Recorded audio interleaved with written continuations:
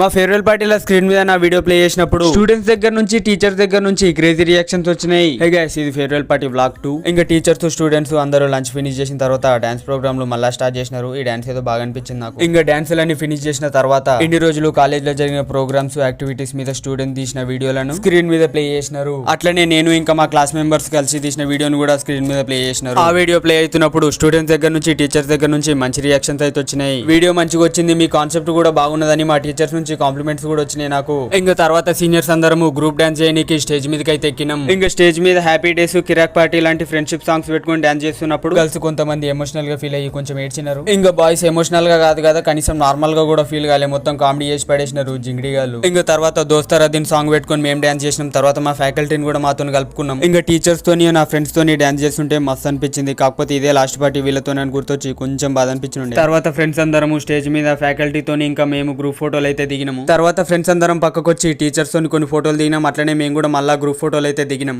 ఇంకా వీళ్ళే నా బిఎంఆర్ డిగ్రీ కాలేజ్ దోస్తులు. ఇక్కడ ఉన్న ప్రతి ఒక్కరితోనూ అయితే నాకు చాలా మెమరబుల్ మూమెంట్స్ అయితే ఉన్నాయి. అవి నేను నా లైఫ్ లాంగ్ అయితే గుర్తుపెట్టుకుంటా. నాకు ఇన్ని మెమరబుల్ మూమెంట్స్ ఇచ్చినందుకు మీ అందరికీ love you so much. And మనం